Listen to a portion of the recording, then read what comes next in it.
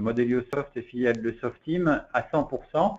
Softeam, c'est plus de 920 personnes, c'est-à-dire qu'il y a 800 experts à votre service, dont plus de 220 ingénieurs MOA pour les parties architecture d'entreprise, par exemple, architecture métier. Softeam a une couverture nationale et internationale. En France, Softeam existe à Paris et Saint-Quentin, à Rennes, Nantes pour la partie ouest, à Toulouse, et puis à Sofia et Aix. Au niveau international, Softeam a une filiale à Londres, à Singapour et également à Tunis. Alors venons au cœur du sujet. TOGAF. TOGAF, ça veut dire The Open Group Architecture Framework. The Open Group, c'est l'organisme de standardisation et c'est un cadre d'architecture pour l'architecture d'entreprise. Donc, l'effort TOGAF a débuté en 1995. Maintenant, nous en sommes à la version 9.1 pour être plus exact. Avec, là, le chiffre date un peu, je pense qu'on doit être proche des 40 000 certifiés dans le monde TOGAF à l'heure où nous parlons.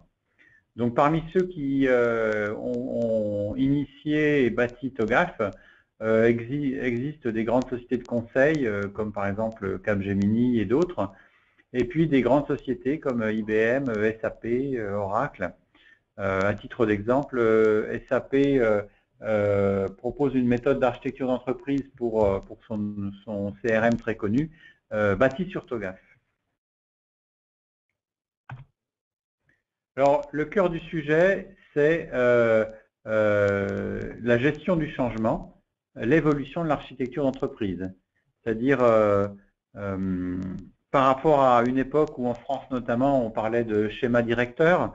Le schéma directeur, c'était une chose inatteignable puisque ça constituait à essayer de créer une image de l'entreprise et de son système d'information, jamais à jour puisqu'on court après les projets qui font évoluer la situation et donc avec cette sensation désagréable d'être toujours en retard et de courir après les informations. À l'opposé, TOGAF s'intéresse à la transformation d'entreprise et la transformation souvent ne part pas d'un désir, comment dire, d'un effort d'architecture d'entreprise ex nihilo. Ça part de situations très concrètes du type une réorganisation de l'entreprise, une acquisition d'autres entreprises et donc une fusion des systèmes, la création de nouveaux produits ou services clients, la rénovation d'une partie du service, une contrainte technique ou réglementaire. Et donc, tous ces événements qu'on va appeler des moteurs dans la terminologie TOGAF nous imposent de transformer l'entreprise et d'aller d'une architecture initiale vers une architecture cible via une transformation. Alors là, se pose plein de questions. Comment s'organiser? Par où on commence? Quel est le plan d'action? Qu'est-ce qu'on va produire comme livrable? Quels sont les risques? Comment les réduire? Et ainsi de suite. Et donc, à ce moment-là, on ressent cruellement le besoin d'une démarche telle que TOGAF.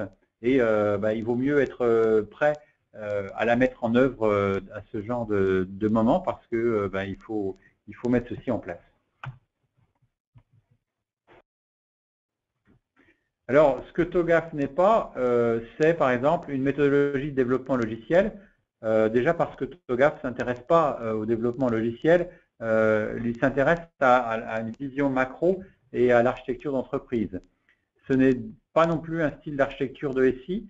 L'architecture SI est celle que l'on veut bien mettre. Donc TOGAF cite comme référence des architectures type SOA, mais ça peut être n'importe quoi.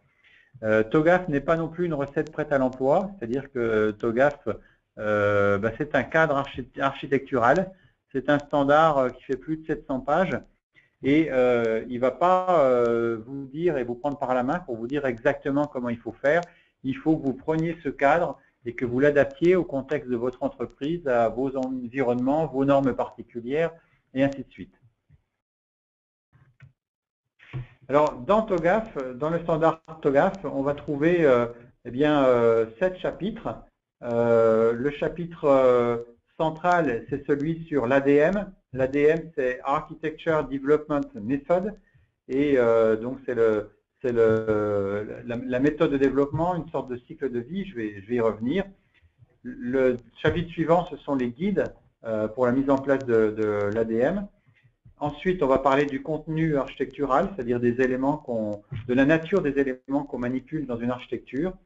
Ensuite, on va parler de l'Enterprise Continuum and Tools, c'est-à-dire comment faire en sorte pour qu'il y ait une gestion de la connaissance par rapport à nos travaux d'architecture d'entreprise. Et puis après, il y a des modèles de référence qu'on va utiliser dans notre architecture. Et puis, le cadre des capacités pour mettre en place l'architecture d'entreprise. Donc, toutes ces infos sont publiques sur le site opengroup.org. Revoilà la même chose développée un peu autrement. Donc, au cœur, la méthode, l'ADM, qu'on va développer avec les bonnes pratiques d'un côté, on va avoir un ensemble de pratiques sur lesquelles TOGAF nous fournit des éléments, les constituants, le contenu architectural, le référentiel dont j'ai parlé, et l'aspect gouvernance que je vais développer, qui est comment on fait pour piloter une architecture d'entreprise, comment ce pilotage s'inscrit dans l'entreprise. C'est un sujet clé, je vais y revenir. Alors, l'ADM, c'est ce que vous voyez ici, ce cycle de vie, c'est vraiment l'image phare qu'on retient de TOGAF, si on ne devait en retenir qu'une. Alors, ce qu'on peut remarquer, c'est que il y a une phase particulière qui s'appelle preliminary, la phase préliminaire, et comme son nom l'indique, c'est la phase d'initiation. Je vais revenir dessus, et qui est différente des autres. Alors, dès que cette phase a décidé qu'on lançait un cycle architectural, le cycle a lieu avec les phases A, B, C, D, E, F, G, H. Et toutes ces phases tournent autour de quelque chose au centre qui n'est pas vraiment une phase, c'est la gestion des exigences. Alors ça, c'est un message fort de TOGAF. La gestion des exigences est au centre, et puis la gestion des exigences est sans arrêt ajustée au cours du déroulement du cycle. Donc, dans cette phase, on va distinguer des étapes qui sont des étapes dites d'élaboration, c'est-à-dire c'est là où on va construire l'architecture, définir ce qu'on veut faire. Il y a une phase qui va être de consolidation, c'est-à-dire on va réfléchir une fois qu'on sait ce qu'on veut faire, comment on va le mettre en place. Et une fois qu'on a fait ça, on va mettre un planning, c'est-à-dire décider de comment on va planifier les choses. Et puis ensuite, on va arriver à la phase G, qui est la gouvernance de l'implémentation. Et c'est-à-dire, par exemple, si on décide qu'il y a un projet de développement à conduire ou une mise en place et paramétrage d'un ERP ou des choses comme ça, il y a une partie mise en place que l'on pilote depuis l'architecture d'entreprise. Et ensuite, il faut piloter ça et suivre le déploiement et la mise en place. C'est un ensemble de phases qu'on résume sous le terme d'ajustement dans ce schéma. Et l'ajustement peut conclure au fait qu'il y a peut-être une autre itération à faire et d'autres éléments à réfléchir par rapport à ce sujet. Alors, il ne faut pas voir ça comme un cycle de vie obligatoire, comme des phases en séquence. D'une part, le mode itératif est largement préconisé par TOGAF, et d'autre part, lorsqu'on est en phase préliminaire, on va se faire une stratégie parce que peut-être que toutes ces phases-là ne sont pas nécessaires pour ce qu'on veut faire dans notre cycle. Et donc, on va définir quelle phase on met en place et dans quel ordre ça se fait et imaginer les itérations qu'il y a à faire par rapport à celle-ci. Alors, si on rentre un petit peu plus en détail, donc en fait, on imagine qu'il y a une structure de gouvernance qui s'occupe de différents aspects en continuité dans l'architecture d'entreprise, genre bien maîtriser la démarche, bien mettre en place les parties prenantes importantes dans l'architecture d'entreprise, gérer les référentiels, etc. Et puis à un moment, il y a un sujet qui apparaît et cette gouvernance va lancer une préétude pour décider si oui ou non il y a lieu de lancer un cycle d'architecture d'entreprise sur un sujet particulier. Donc si le sujet est suffisamment important parmi les éléments du pilotage, on va dire oui, on lance un cycle sur le sujet, donc on initie un changement, et alors la phase préliminaire devra donner les éléments de cadrage par rapport à ce cycle, dire le périmètre, les engagements des acteurs clés dans ce cycle. Alors à ce moment-là, on va lancer le cycle, donc avec les étapes. Donc il y a la vision de l'architecture. La vision, c'est définir les objectifs, définir les exigences, définir ce qu'on veut obtenir, imaginer déjà un peu la volumétrie et les conséquences de ce qu'on peut obtenir en faisant une espèce de prototype de l'ensemble des autres phases. Ensuite, il y a la phase architecture métier. Et la phase architecture métier, ben, on va se centrer sur l'aspect métier à traiter. Quel processus métier on doit traiter, quels sont les objets métiers, quels sont les rôles, quelles sont les structures, les organisations, et ainsi de suite. Par rapport à ça, après, on va évoluer avec l'architecture du système d'information, au sens architecture logique, architecture fonctionnelle, et puis après on évolue vers les autres phases. Les architectures, on va souvent partir d'une description de l'architecture initiale, où on en est, et l'architecture cible, où on va, et ce faisant, eh bien, on va définir une trajectoire, ça on le voit dans la phase de consolidation, c'est-à-dire qu'on va déterminer les étapes par lesquelles on passe pour arriver à cette architecture cible. Donc il peut y avoir des itérations, une mise en production progressive avec des étapes à définir et toute une stratégie à mettre en place par rapport à ça.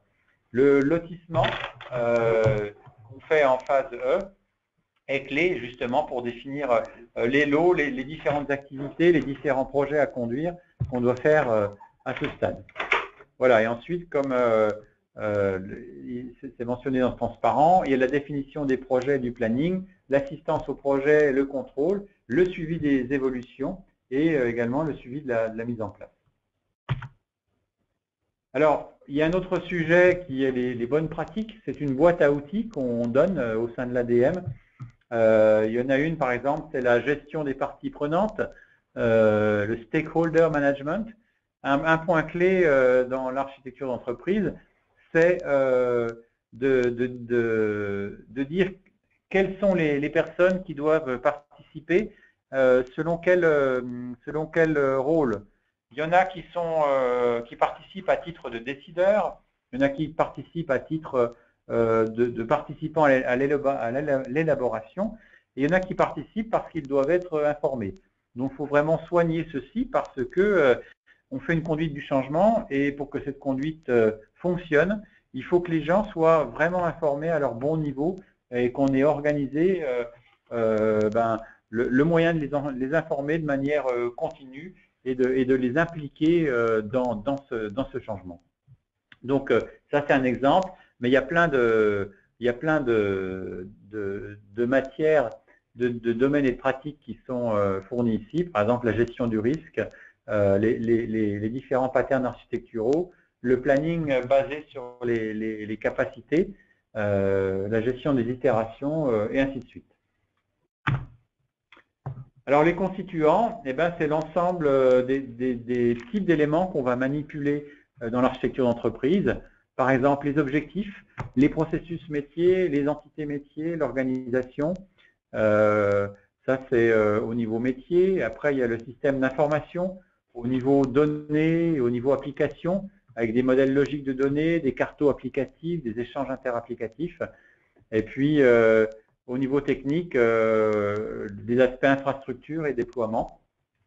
Parce qu'on va vérifier qu'on a ce qu'il faut pour dimensionner nos différents composants applicatifs de notre système fonctionnel, qu'on a ce qu'il faut pour faire ça, soit on va réfléchir par rapport à nos serveurs, à nos localisations, aux problèmes de réseau, soit on va réfléchir en termes de cloud, très à la mode à l'heure actuelle.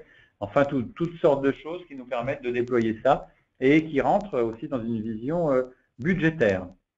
Et puis, dans les constituants, il y a les artefacts et les livrables. Les artefacts, c'est tout ce qu'on produit.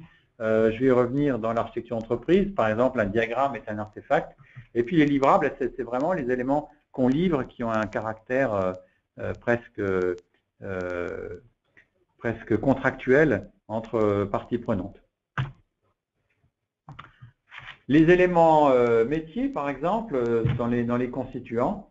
Donc, il y a l'aspect motivation, qui est l'aspect amont qu'on utilise dans la vision, où on travaille sur les objectifs, avec des objectifs stratégiques, des objectifs opérationnels, des éléments de mesure. Tout part en général d'un moteur. Pourquoi on fait un changement? On fait un changement parce que il y a de nouvelles, il y a la réglementation à bouger, parce que les besoins clients bougent, parce que la concurrence bouge. Donc ça, c'est des moteurs. Par exemple, le fait que tout le monde utilise maintenant des smartphones et qu'il est important d'être présent de manière plus large par tout moyen du digital, eh bien, c'est un moteur qui va nous conduire à un changement. Le fait qu'il y ait des nouvelles contraintes réglementaires est un autre moteur. Partant de ce moteur, on se donne des objectifs et ensuite, ces objectifs, on les travaille et puis on va les assigner à des rôles et à des responsabilités. Et c'est là où la discussion sur les objectifs devient très factuelle, parce que si on dit que l'objectif, c'est d'atteindre tel volume d'ici un an et que c'est à vous, Monsieur Martin, que nous assignons l'objectif, Monsieur Martin va dire attendez, on peut peut-être, c'est peut-être ambitieux, ou il faut peut-être décomposer les choses plus finement. Donc voilà ce type de choses en amont. Et partant de là, on décline le reste par rapport à l'architecture d'entreprise. On va travailler sur l'organisation. L'organisation, eh bien, c'est des unités d'organisation comme des business units, des départements, des filiales, que sais-je encore, des acteurs, des rôles, des localisations physiques, et puis les différents aspects liés aux fonctions, comme les fonctions métiers, les processus métiers, les aspects produits, événements, qualité de service, et ainsi de suite. Alors les artefacts sont donc tout ce qu'on produit par rapport aux travaux dans l'architecture d'entreprise. Il y en a trois types. Alors il y a les catalogues, sortes de documents, et il y a les matrices et les diagrammes. Donc ces artefacts sont organisés, et là c'est un point très important, en point de vue, c'est-à-dire que quand on va gérer les parties prenantes à l'architecture d'entreprise, on va donc définir différents rôles qui participent, différentes expertises, et chaque type d'expertise a besoin d'une vision particulière sur l'architecture d'entreprise. Par exemple, les dirigeants ou les responsables métiers, il est inutile et contre-productif de leur donner des modèles un peu techniques et détaillés, comme par exemple un diagramme de classe, un diagramme de données détaillé. Ils vont simplement pas regarder ça et pas s'y intéresser. Alors que certains aspects de plus haut niveau, comme une vision de l'organisation ou des objectifs, là, les concerneront de plus près. Donc, on définit comment on organise en point de vue notre travail, les points de vue étant ce qui va être offert comme vision et mode de participation à chacune des parties prenantes. Par rapport à ça, TOGAF définit 22 livrables, dont des exemples sont listés ici, et ces livrables, justement, sont structurés en point de vue parce qu'ils n'intéressent pas tout le monde. Alors, pour que ça marche, il nous faut un référentiel d'architecture, parce qu'on va produire différents artefacts, on va définir différents éléments, différentes caractéristiques, et tout ça doit être interconnecté et avoir une cohérence d'ensemble, et puis supporter les différents points de vue tout en gérant la connexion et la cohérence. Donc ça marche par un référentiel qui en plus va être la mémoire de l'entreprise et du savoir-faire, et donc la gestion de connaissances va être définie à travers ce référentiel. Ce sera vraiment le patrimoine des savoir-faire avec la connaissance de l'existant, avec la connaissance des modèles, des guides et pratiques, des composants réutilisables. L'entreprise s'occupe des aspects métiers, organisation, des aspects stratégiques, et elle doit être transverse, et elle doit être quelque part connectée à la direction générale, avec la direction générale qui délègue et qui fait participer différents types de personnes dans l'effort d'architecture d'entreprise. Donc ça, c'est un point important. Et on définit un comité d'architecture qui donc est transverse avec ces personnes clés et puis des personnes plus opérationnelles.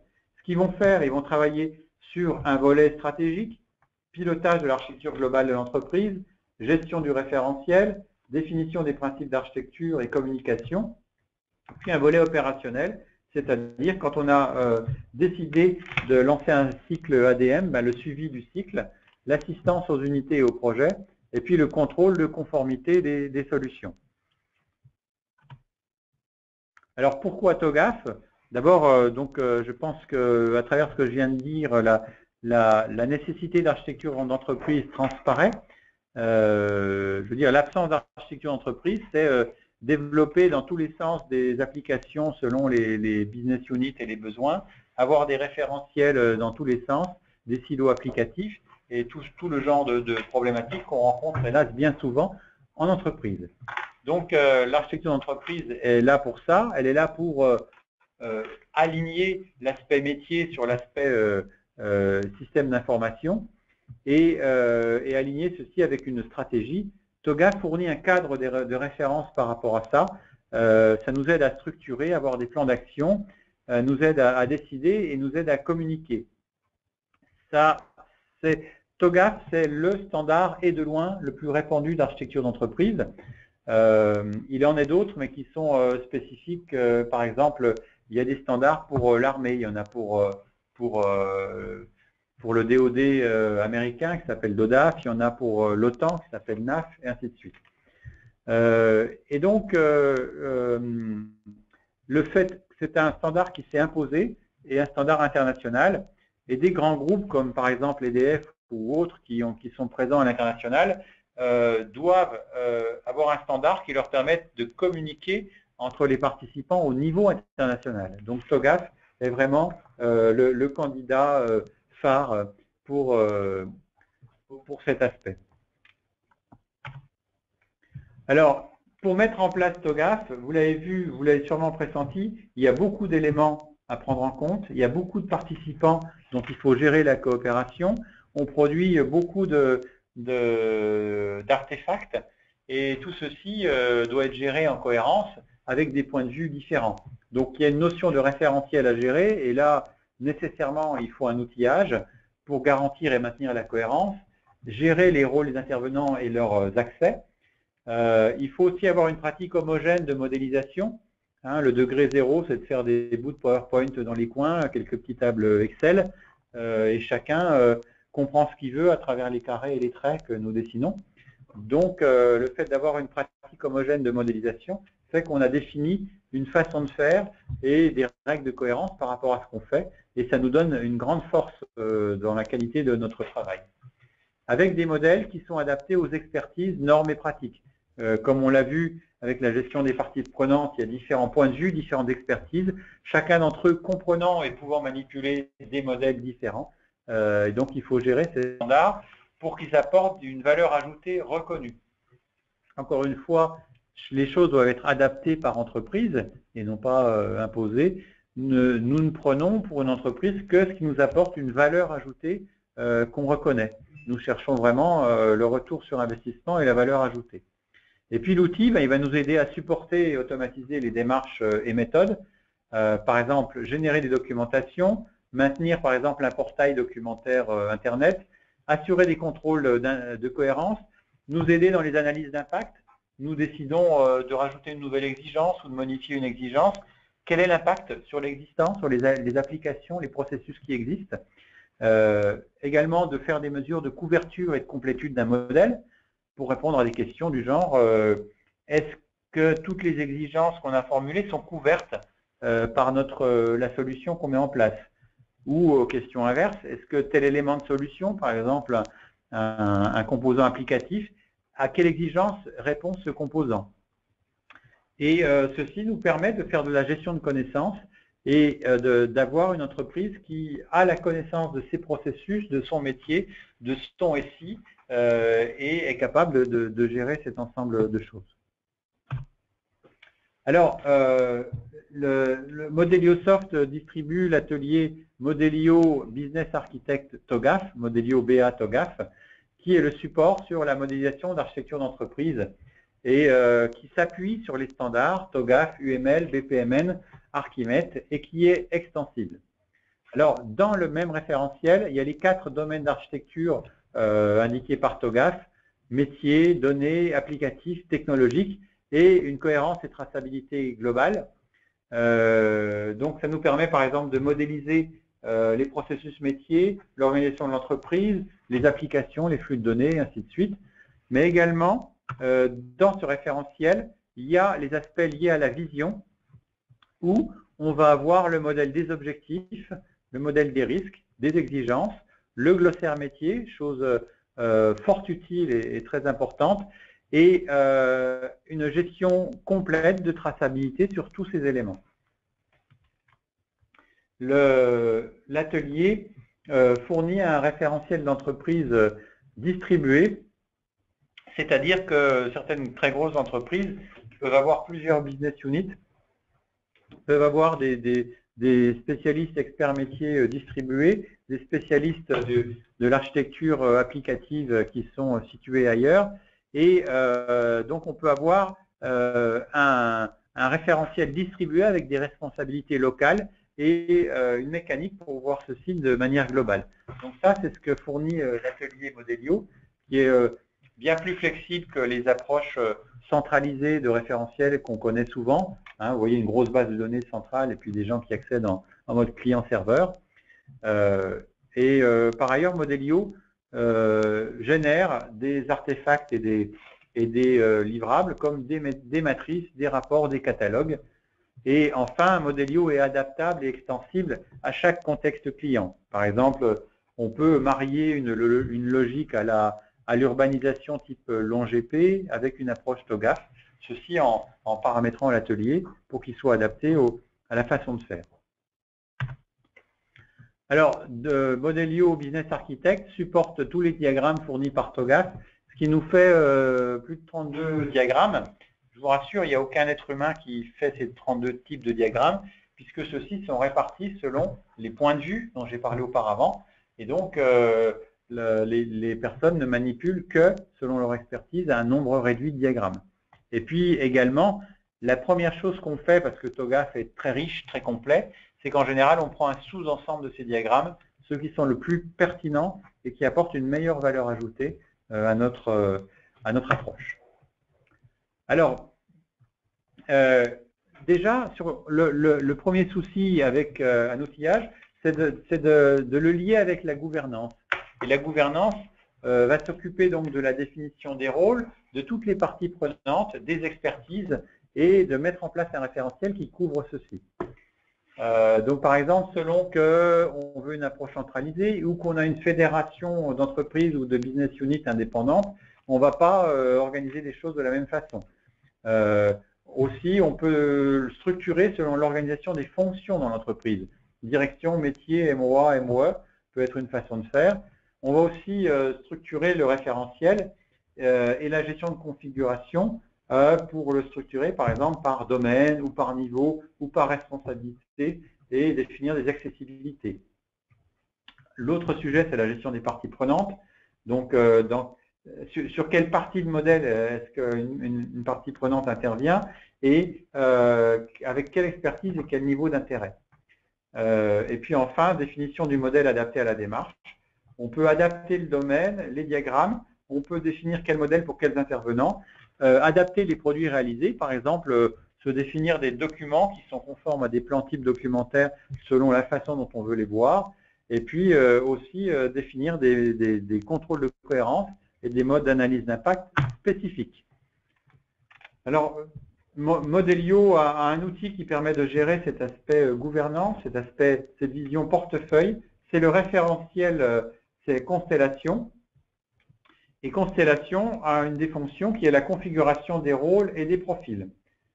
Alors, Constellation, par exemple, vous avez ici un ensemble de rôles qu'on a définis, analyste métier, architecte métier, architecte applicatif, etc. Et on va définir que tel rôle intervient sur tel domaine d'architecture. Par exemple, l'analyste métier intervient sur l'architecture métier, ou encore l'architecte applicatif intervient sur l'architecture applicative. Charge au référentiel de gérer la cohérence de tous ces domaines. Donc, selon que vous vous connectez, selon un rôle X ou Y, vous ne verrez qu'une partie du référentiel avec la gestion de cohérence fournie ici. Alors, la capacité de Constellation avec Modelio, c'est une capacité de fédération de référentiels. On va voir ici, à travers un exemple, à quoi ça peut servir. Donc, vous avez des référentiels qui sont déjà présents au niveau de l'entreprise dans cet exemple. Donc, par exemple, si on prend par exemple une banque, les aspects sécurité et risque sont vraiment décisifs. Il y a des services dédiés à ça. Et donc, il peut exister des référentiels avec des personnes spécialisées qui travaillent dessus, sur sécurité, risque. Également, peut exister une cartographie des processus et puis une carto fonctionnelle qui sont définies au niveau de l'entreprise. Sur un cycle de transformation, on définit une vision qui va s'appuyer sur les référentiels sécurité et risque et qui définit la vision pour ce cycle avec des exigences spécifiques liées à ce cycle. Et il y aura une équipe spécialisée qui va travailler sur ce sujet. Donc ici, on voit 3 référentiels qu'on appelle des fragments de modèles dans Modelio, qui peuvent être gérés et localisés à des endroits différents de par le monde. Et ici, une équipe exigence qui, dans son projet, si je puis dire, a la vision cohérente de ces 3 référentiels. Puis ensuite, je définis une architecture métier qui va reprendre la vision qu'on a faite, et puis carto process et carto fonctionnel.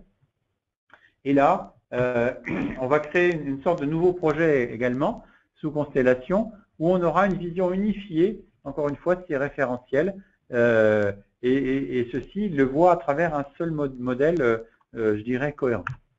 Et enfin, l'architecture applicative va réutiliser l'architecture métier et la vision, et ça nous constituera un autre projet avec une autre équipe, les architectes, qui eux aussi ont une vision cohérente de cet ensemble de référentiels qu'ils voient. Donc on voit ici qu'on a pu mettre en place une stratégie d'organisation, de séparer des niveaux entreprises, de séparer des équipes différentes, le tout pouvant être localisé n'importe où dans le monde, et grâce notamment au web, avoir des visions unifiées et cohérentes de l'ensemble de ces éléments comme étant un seul modèle vu par une catégorie de personnes. Alors, on va débuter. Ah oui, je vais laisser Tony Marchand montrer le support de cette phase-là à travers l'outil Modelio et la fonction Constellation. Voilà, donc là, en fait, je vais me connecter sur le serveur Constellation de façon à pouvoir vous montrer un petit peu comment on peut administrer les projets et comment associer, affecter les différents fragments dont vous a parlé Philippe aux différents utilisateurs.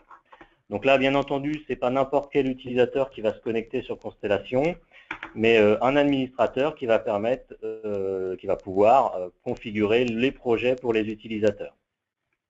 Donc là, on va se focaliser sur l'exemple Discount Voyage. Et notamment, on va regarder tout de suite la vision profil, où on va voir en fait l'ensemble des utilisateurs qui sont définis par rapport à des groupes. Il y a les managers, il y a les analystes, les business process analysts, les experts métiers, etc. Donc pour chacun de ces groupes, on va définir quels sont les fragments, quelle est leur vision sur le référentiel, quels sont les éléments qu'ils ont droit de voir et quels sont les éléments qu'ils ont droit de modifier. Donc on peut voir par exemple qu'ici on a le groupe Business Process Analyst, dont est constitué là, il y a quatre utilisateurs, Emma, Georges, Serge et Thibaut, qui ont une vision du référentiel réduite. Ils peuvent voir donc l'architecture métier, et puis la partie vision. Alors, en plus de ces espaces de travail, on peut également configurer Modelio en offrant tout un ensemble d'extensions adaptées à ces utilisateurs. Donc, par exemple, ces utilisateurs vont avoir des outils pour faire de l'import-export vers Excel, de la génération de documentation, ou bien une configuration qui va permettre de les aider à modéliser le métier. Donc, rajouter pour des utilisateurs un nouvel espace de travail, c'est très simple depuis cette interface. On va ici, par exemple, sur l'ensemble des modèles de travail qui sont disponibles pour ce projet Discount Voyage. On voit d'ailleurs ici qu'on a l'architecture des systèmes d'information, l'architecture métier, l'architecture technique, éventuellement une implémentation si on souhaite implémenter ce projet, des exigences de sécurité et puis la partie vision. Donc ici, par exemple, sur les analystes métiers, on va donc pouvoir configurer ce projet. Voilà, donc dans cette interface, on voit l'ensemble des fragments, des espaces de travail, l'ensemble des extensions Modelio qui sont disponibles, et puis les droits d'accès. Et on va donc pouvoir ici, par exemple, décider que ce groupe-là va avoir un accès sur les exigences de sécurité, tout simplement en inscrivant cet espace de travail pour ce groupe d'utilisateurs. C'est également là où on va pouvoir dire est-ce qu'ils ont juste une visibilité sur cet espace de travail ou est-ce qu'ils peuvent modifier les éléments qui sont à l'intérieur. Voilà. Et puis, éventuellement, on peut leur envoyer une notification, les avertir depuis cette interface pour leur signaler qu'ils vont avoir un accès supplémentaire à l'espace de travail pour définir les exigences de sécurité. Alors, si je vais voir dans Modelio, voilà, donc je vais d'abord lancer Modelio en me connectant via l'utilisateur qui s'appelle Emma.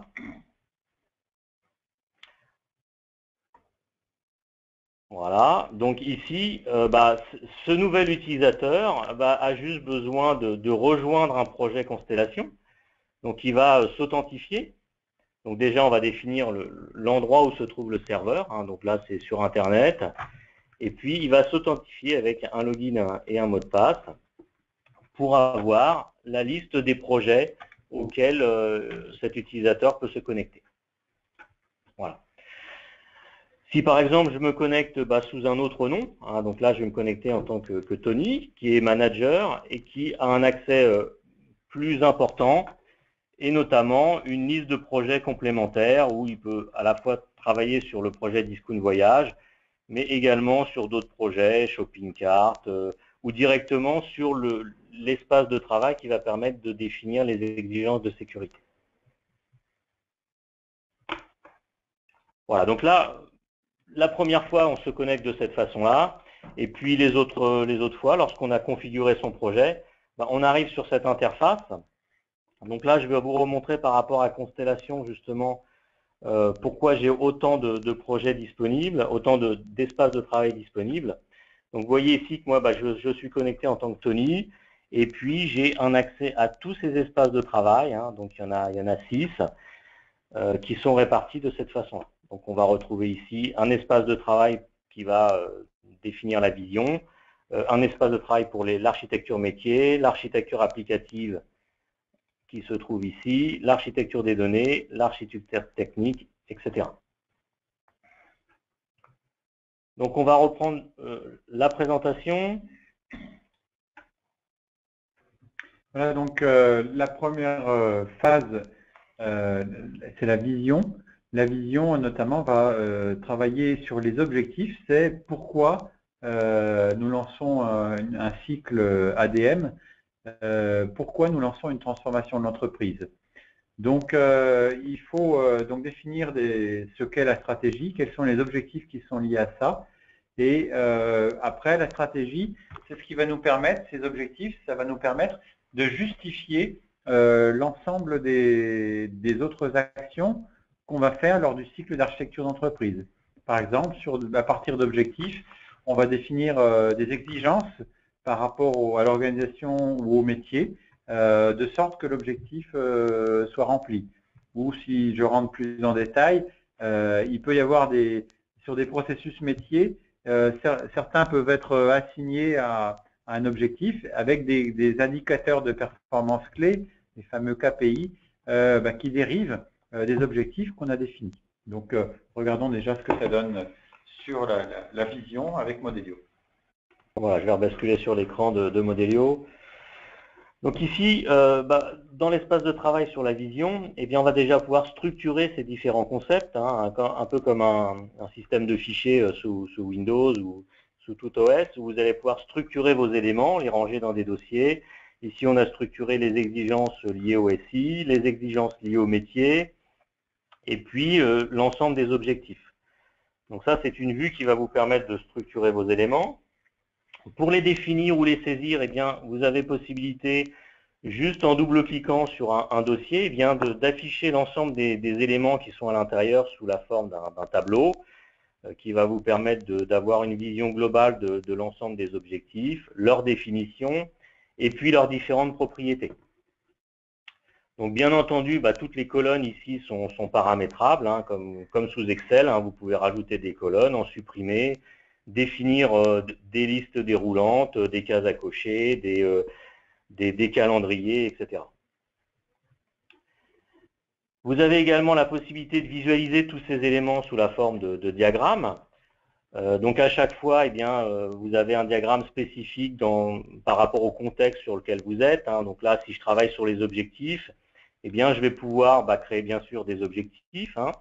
Je vais pouvoir avoir accès à des différents types de liens qui sont définis par le standard BMM, des liens de garantie, des liens de mesure, des liens d'affectation, etc.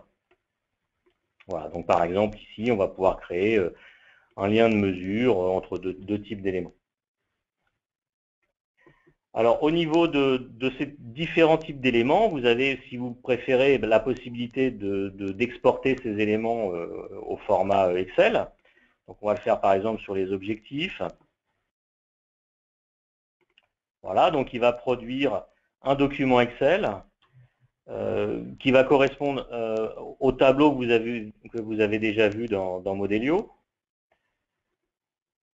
Voilà, donc vous avez les différents objectifs, leur définition, leur description, et puis toutes les colonnes que vous avez pu voir dans Modelio, avec le même type de représentation, c'est-à-dire s'il y a des listes déroulantes, vous allez pouvoir ici définir les différents paramètres qui ont été renseignés au préalable et administrés par le chef de projet. Donc la possibilité également, c'est de définir de nouveaux objectifs, voilà, augmenter le chiffre d'affaires par exemple.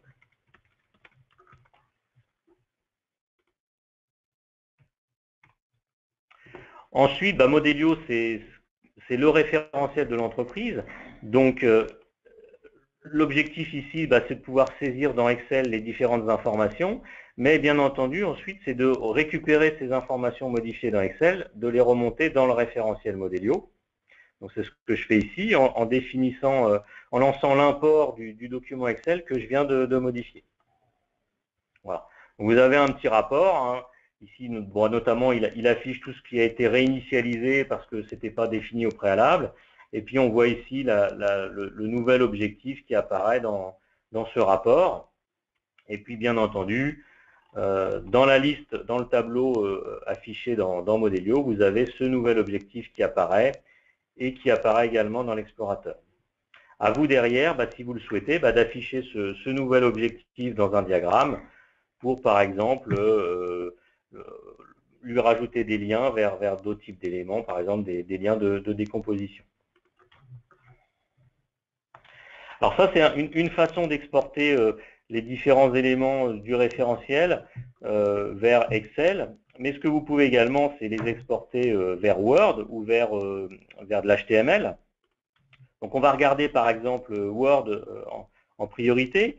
Donc ici, vous avez différents documents qui sont déjà prédéfinis, qui vont vous permettre d'extraire et de générer une matrice de traçabilité, de générer et d'extraire donc le dictionnaire qui a été défini dans Modelio, et puis également d'extraire un document qui va récapituler les différents objectifs.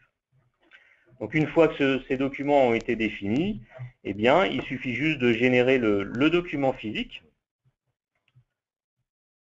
Voilà, donc il va générer le document Word et puis l'ouvrir en respectant bien sûr tout ce qui a été défini au préalable, c'est-à-dire la feuille de style de l'entreprise pour respecter la charte graphique et puis le contenu également. Donc là, on va juste rafraîchir les différentes tables des matières. Et puis, on va juste vous montrer, là, vous visualisez par exemple le diagramme qui a été extrait du référentiel Modelio, et puis également tous les éléments qui ont été extraits. Ici, on a par exemple le premier objectif, accroître le nombre de voyages commandés par jour, avec les différents liens qui ont été traduits sous forme textuelle, ainsi que la description, et puis les différentes propriétés. Alors, comme sous Excel, vous avez la possibilité de travailler directement dans Word. Vous avez un petit cadre qui vous indique que cet élément sur lequel je suis, c'est un élément qui est défini dans Modelio et que vous pouvez, si vous le souhaitez, modifier directement dans Word. Donc, ça peut être, par exemple, on va écrire explicitement le texte, accroître le nombre de voyages commandés par jour. Voilà, et puis ici, par exemple, modifier la description en mettant voilà, important, 2 points. Donc, comme pour Excel, ici, je vais sauvegarder mon document Word. Je vais retourner dans le référentiel Modelio. Voilà, me mettre sur le document et juste en cliquant sur le bouton pour récupérer le contenu du document Word. Donc là également un petit rapport qui m'indique ce qui a été récupéré. Et puis vous pouvez visualiser dans le tableau, alors je ne l'ai peut-être pas ouvert, c'est le premier, voilà. Donc vous voyez ici que la définition le nom de l'objectif a été renommé dans le référentiel Modelio et puis également la définition a été mise à jour. Donc on va reprendre la partie présentation. Donc, au niveau de l'architecture métier, qui est l'étape suivante, la phase B, l'organisation, on va travailler sur l'organisation de l'entreprise, quelles sont les unités d'organisation, les business units, les départements, ainsi de suite, les rôles qui interviennent. On va travailler sur les localisations, comment sont distribuées géographiquement ces parties-là. Par exemple, la R&D d'une société pourrait être plutôt à Toulouse et puis la partie commerciale plutôt sur Paris. Les capacités de l'entreprise, c'est-à-dire ces grandes capacités à rendre tel ou tel type de service ou à réaliser tel ou tel type d'action. Les processus métiers que déroule l'entreprise, les objets métiers qu'elle manipule, les flux métiers qui circulent entre différents éléments. Donc voilà ce qu'on fait au niveau de l'architecture métier et qu'on va vous montrer sous Modelio. Voilà, je vais revenir sur l'écran. Voilà, donc ici, on a un espace de travail dédié à l'architecture métier. Donc on va avoir ici tout un ensemble de diagrammes qui vont être proposés par Modelio. Alors ici déjà, on va pouvoir structurer et séparer toutes les entités métiers, et puis également tout ce qui est organisation qu'on va trouver ici, processus, localisation et fonction métier. Donc sur les entités métiers, on va avoir des diagrammes qui vont vous permettre de définir les concepts saillants, et puis éventuellement, si vous le souhaitez, vous pouvez rentrer dans le détail. Si vous souhaitez visualiser par exemple les différentes propriétés d'un voyage ou d'une commande, et bien directement dans l'interface de Modelio, vous pouvez changer le mode de représentation graphique des éléments pour visualiser ici non pas juste l'objet sans détail, mais rentrer dans le détail en affichant les différentes propriétés. Au niveau de l'organisation, on va avoir tout un ensemble d'outils qui vont vous permettre de créer les acteurs internes, externes, également les rôles dans l'entreprise, les différents départements, et puis tout un ensemble de diagrammes pour visualiser et définir des liens de responsabilité, des liens de communication, des liens de composition, etc. Donc Modelio a également la possibilité de rentrer dans le détail des éléments. Ici, par exemple, on a une vue un petit peu générale de l'organisation. Et si vous souhaitez avoir un focus sur le directeur commercial, par exemple, eh bien, vous pouvez rentrer dans le détail et visualiser une sorte la description de son poste, où vous allez avoir eh bien, de quel type d'élément ou de quel département il est responsable, où il est localisé. Donc on voit ici que le directeur commercial est localisé à Paris. Il a différents objectifs qui lui sont attribués, hein, comme augmenter la présence commerciale, par exemple. Ou bien on va avoir également, on voit qu'il est propriétaire du processus réservé voyage. Donc là aussi, si on le souhaite, on peut rentrer dans le détail et voir ce processus, comment il est organisé, on va dire, avec un diagramme qui montre ici le processus avec l'initiateur, hein, le client est initiateur de ce processus, qui est de réserver un voyage, le propriétaire qu'on retrouve ici, les départements qui participent, les objectifs qui vont être atteints si ce processus est automatisé et implémenté, et puis également les objets qui sont produits. Ici, on a la commande qui est produite par le processus de réservation du voyage.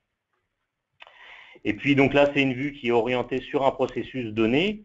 Après, on peut avoir tout simplement tout un ensemble de diagrammes qui vont vous permettre juste d'avoir une vue macroscopique des processus, hein. Donc là, on voit ici différents processus qui sont définis par domaine.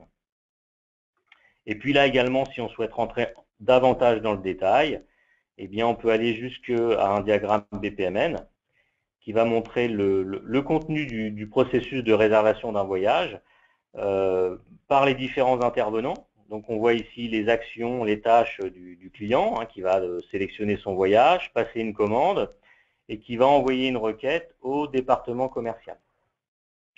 Donc ces différents éléments qui apparaissent ici, là, comme le client, hein, c'est pas du texte. C'est-à-dire que si je recherche ici la notion de client dans mon référentiel Modelio, donc j'ai plusieurs notions de client, hein, comme un acteur, comme une base de données. Et donc ici, par exemple, si je renomme client en acheteur, voilà, je vais le mettre en majuscule pour bien le voir, et bien entendu, vous allez avoir l'ensemble des diagrammes qui référencent le client qui sont automatiquement mis à jour.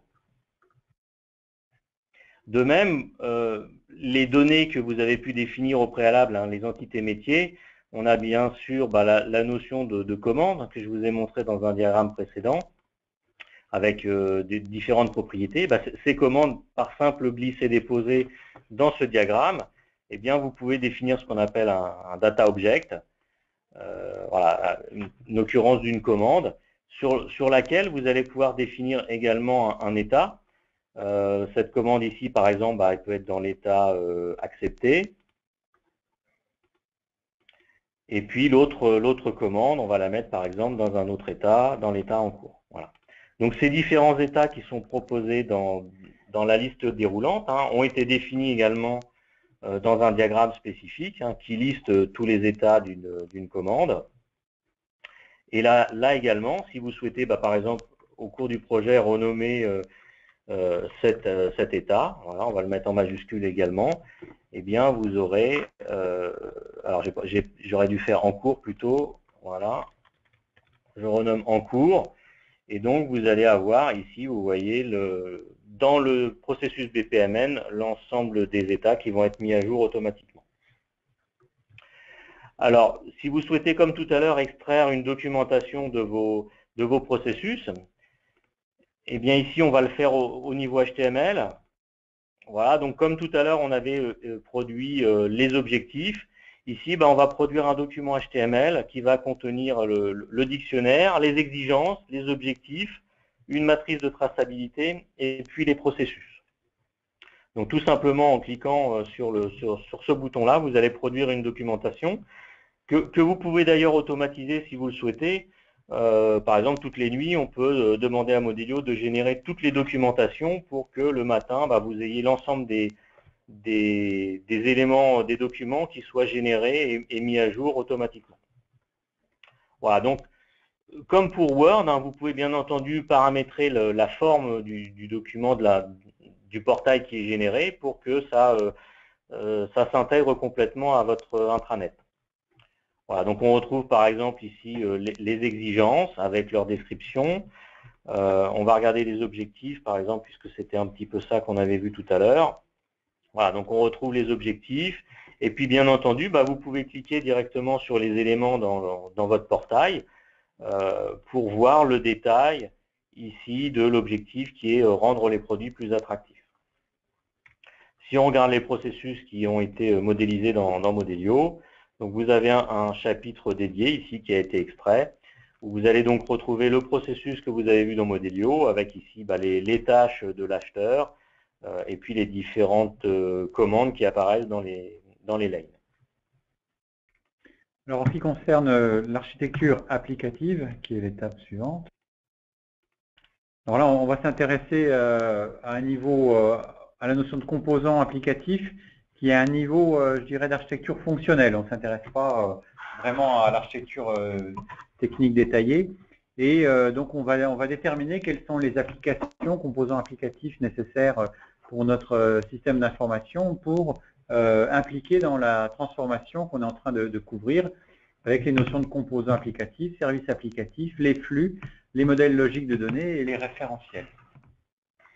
Alors dans Modelio, on va regarder un petit peu tout ça justement.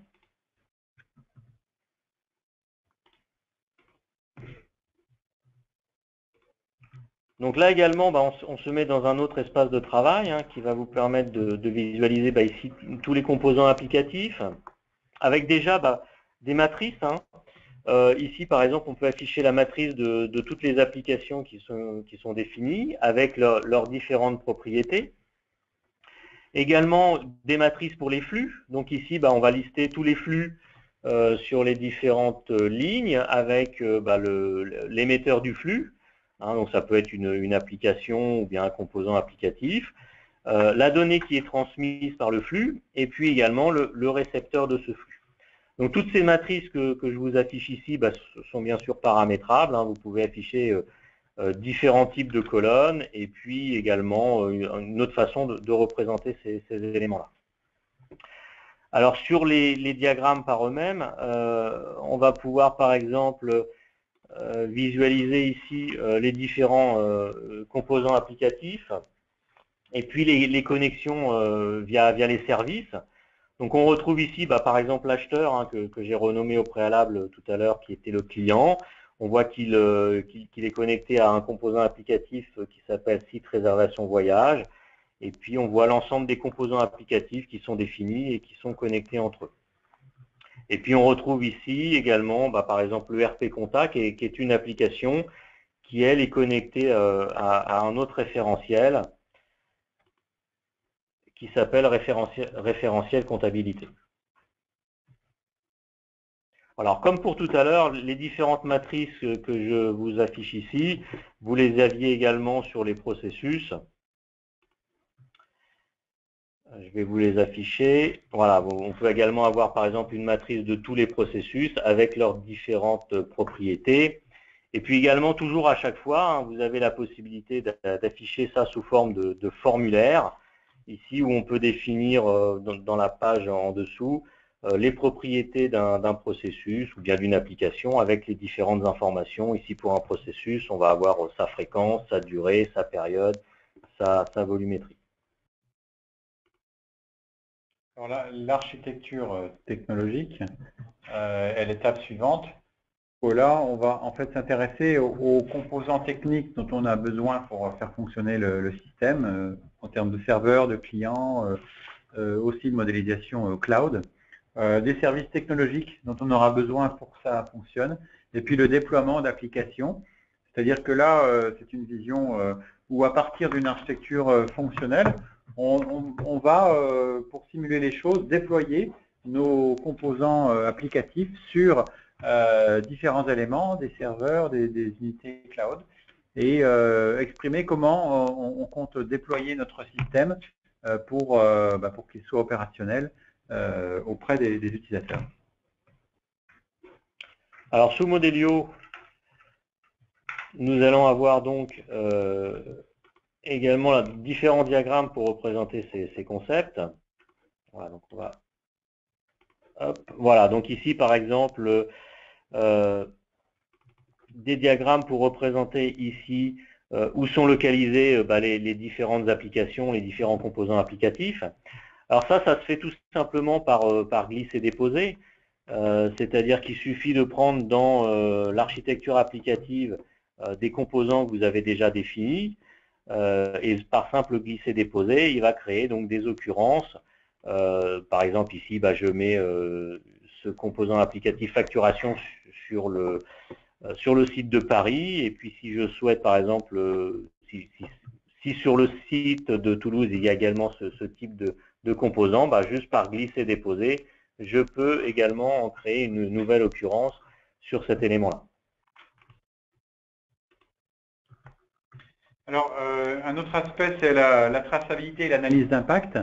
Et donc, Modelio a cette caractéristique d'un support universel de traçabilité entre n'importe quel élément géré dans le référentiel. C'est-à-dire que la traçabilité part débute au niveau des objectifs et elle peut être appliquée sur les exigences, sur les composants applicatifs, les processus et sur l'ensemble des éléments qui sont modélisés dans le système.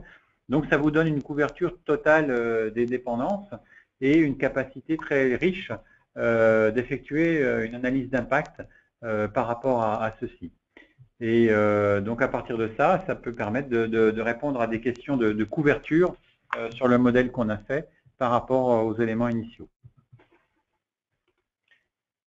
Alors sous Modelio, donc on a un éditeur spécifique. Donc cet éditeur, donc on va l'afficher en plein écran. Voilà, donc c'est l'éditeur de liens qui vont vous permettre de visualiser en sélectionnant un élément. Donc on va partir par exemple d'un objectif. Voilà, qui est accroître le nombre de voyages commandés par jour. Donc dans cet éditeur de liens, on va donc pouvoir visualiser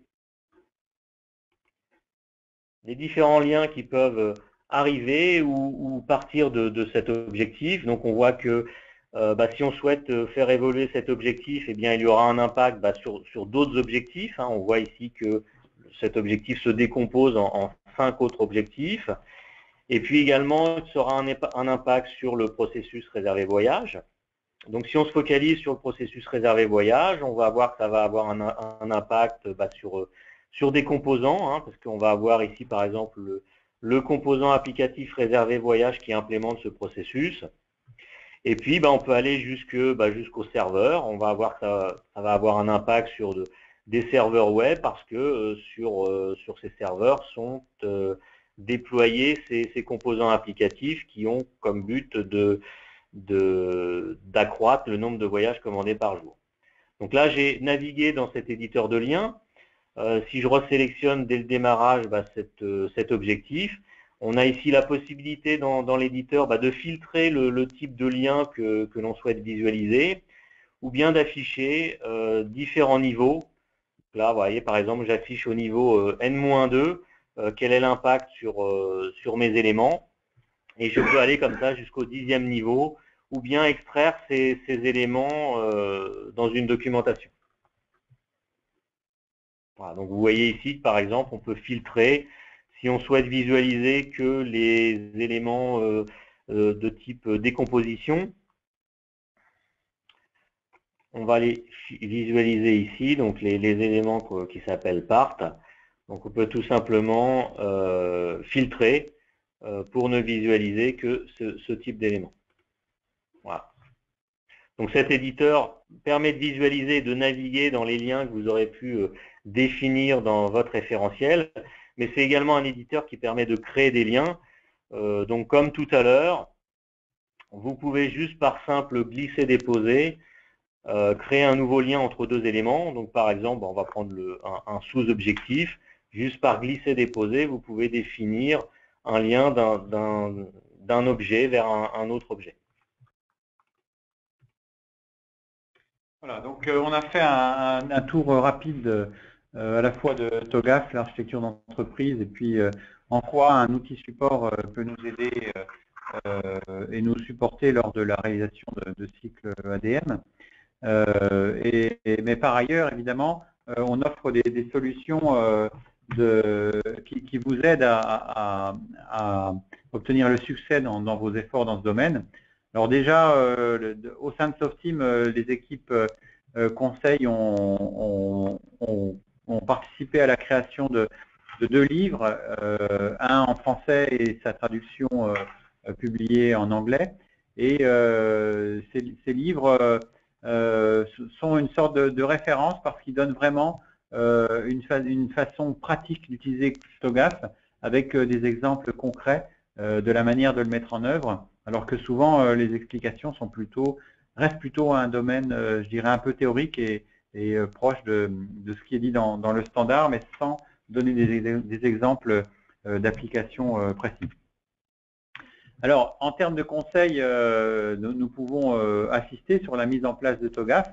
Déjà au début, au niveau organisation, comment faire pour mettre en place TOGAF, quelle démarche mettre en place qui soit bien adaptée à l'entreprise et à sa culture. On peut également intervenir sur l'aide à la construction d'architecture entreprise pour travailler sur les phases, notamment métier, applicatif, etc. On peut fournir des aides aux gestions de projet. On peut également customiser Modelio pour l'adapter au contexte d'entreprise afin que Modelio supporte complètement une démarche qui peut être spécifique, supporte aussi des types de modèles et des façons de faire qui soient propres et différents de celles qu'il y a ici. L'intervention peut aller jusqu'à modifier le métamodèle Modelio, modifier ses types de diagrammes, son ergonomie, et puis également ce que produit Modelio, c'est-à-dire les documents qu'on va produire, toutes sortes de livrables, peuvent être adaptés au contexte de l'entreprise. Alors, on peut le faire, on peut vous aider à le faire parce que les outils pour le faire sont à la disposition du client selon ses préférences. On peut aussi aider à la reprise de référentiels. Souvent, on a des choses, un existant par rapport à l'architecture d'entreprise. Ça peut être sous forme de fichiers Excel de temps en temps ou venant d'autres outils. Et dans ce cas-là, il y a des reprises à faire par rapport à ça. On fournit également des prestations de formation. Alors, on a des cours de certification TOGAF. Le prochain est en mai. C'est un cours de 5 jours qui est un cours certifiant, c'est-à-dire où le candidat passe un examen à la fin du cours qui est compris dans le cours et obtient, on l'espère, s'il travaille bien, une certification, mais on fait tout pour qu'il y arrive. Et puis sinon, on a un autre cours plus léger de 2 jours qu'on appelle TOGAF en action, qui vous fait faire des travaux pratiques, non pas sur la norme et sur la forme TOGAF, mais sur comment faire pour le mettre en œuvre. Voilà, je vous remercie pour votre attention. Et sinon, pour aller plus loin, pour plus d'informations, alors en ce qui concerne Modelio BA, allez sur le site modeliosoft.com et regardez ce que peut faire Modelio BA pour vous. Vous pouvez également contacter un commercial, l'adresse est donnée sur ce transparent. Et puis, nos prochaines formations certifiantes TOGAF, vous les trouverez sur le site softeam.fr, formation et TOGAF. Par ailleurs, nous avons des white papers. Il y en a un dont l'objet est réussir la mise en place de TOGAF dans les entreprises. Vous le trouverez sur modeliosoft.com dans les ressources et white papers de ce site.